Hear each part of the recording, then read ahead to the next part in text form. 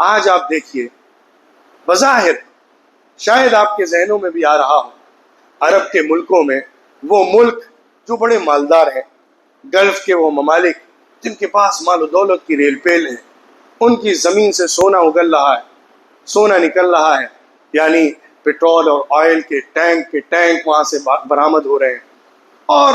بڑے بڑے محل، عالیشان لشکر، جاہ و حشم ان کا آپ کو دکھتا ہے۔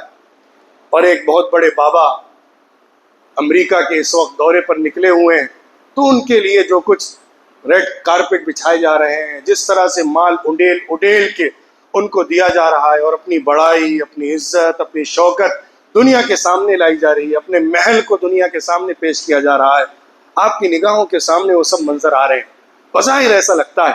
کہ شاید ان سے بڑا خوش قسمت کوئی نہیں ہے، ان سے زیادہ کامیاب کوئی نہیں ہے، کتنی اچھی اچھی ڈیلز یہ کر رہے ہیں، دنیا میں کتنی زیادہ ترقی کی طرف جا رہے ہیں، کتنا زیادہ ان کے ہاں وسائل مہیا ہو رہے ہیں، اکنامی کتنی زیادہ بڑھتی چلی جا رہی ہے، کس قدر ترقیاں ہیں ان کے پاس۔ ایک نگاہ آپ اس پر ڈالیے،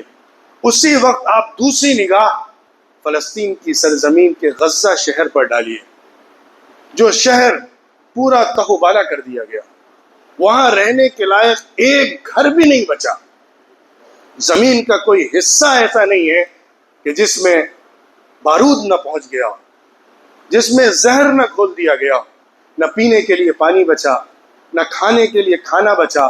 بھوک اور پیاس سے تڑپ تڑپ کر بچے اور بوڑھے، عورتیں اور مرد مر رہے ہیں،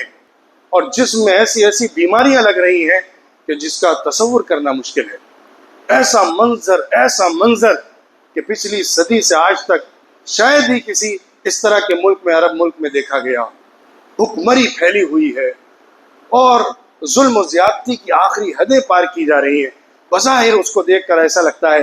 شاید دنیا کے سب سے بدقسمت لوگ یہی ہیں، دنیا میں سب سے محروم یہی ہیں، دنیا میں بظاہر سب سے ناکام لوگ یہی ہیں، لیکن میں مسجد کے ممبر پر کھڑے ہو کر اللہ کو گواہ بنا کر قسم کھا کے کہتا ہوں، واللہ اس وقت روئے زمین پر سب سے زیادہ کامیاب اگر کوئی قوم ہے، کوئی لوگ ہے، تو وہ غزہ کے باشندگان ہیں۔ اور دنیا میں اس وقت ہمارے مسلمانوں میں سب سے زیادہ ناکام اگر کوئی ہے تو ہمارے گلف اور عرب ملکوں کے یہ حکمراں ہیں۔ انہوں نے آخرت بیچ دی،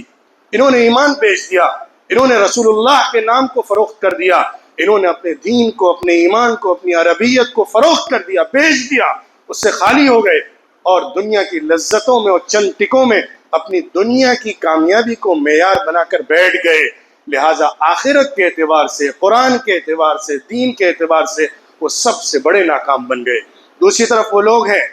جنہوں نے اپنی دنیا کو تو ضائع کر دیا، لیکن آخرت میں وہ مقامات حاصل کیے، وہ منصب حاصل کیا، اللہ کی نگاہ میں وہ قرب حاصل کیا ہے کہ ہم پوری زندگی کی عبادتوں سے اس مقام کی قریب بھی نہیں پہنچ سکتے ہیں۔ سوچنے کا زاویہ بدلیے، دیکھنے کی نظر بدلیے، سوچنے کا طریقہ تبدیل کریے،